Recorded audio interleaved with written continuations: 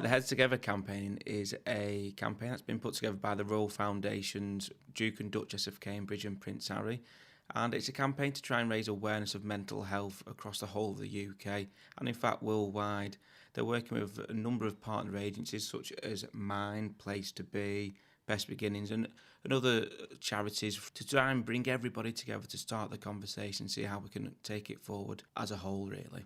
And I think one of the mottos is two heads are better than one, isn't it? That absolutely hits the nail on the head. Two heads really are better than one. The old saying, a problem shared is a problem halved, is absolutely true. And I've found that out for myself. What happened? What's your story, Dan? Well, it's a long story short, really. In around 2014, I attended an incident that changed my life. And following that, I ended up having quite vivid nightmares, flashbacks. I became a recluse. I wasn't talking to people. And day by day, I got myself into a deeper and darker place. And ultimately, in the end, I felt like I was at the bottom of a deep, dark hole and the world was passing by above my head. And I realised that I was alone and I needed support. So I sent a text message to my colleague, Rich.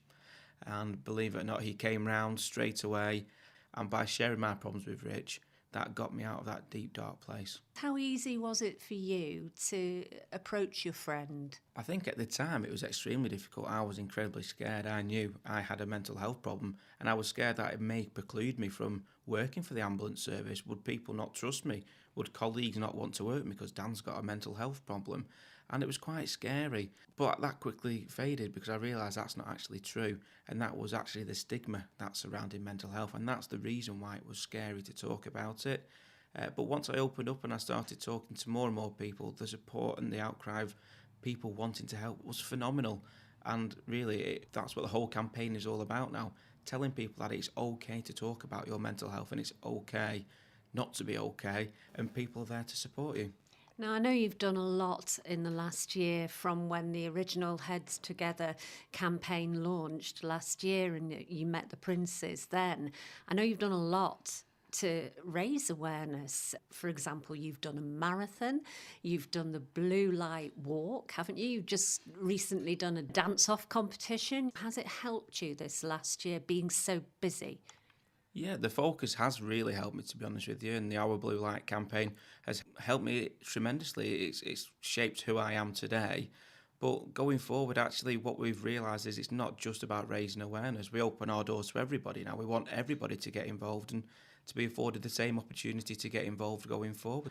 What would you say to someone who's listening to this who may need help themselves? What would you say as far as making that first text message, phone call, reach for help? I would tell them not to be afraid. I've been there. I sat on the sofa and I was crying. I was a broken man, really, and I needed help.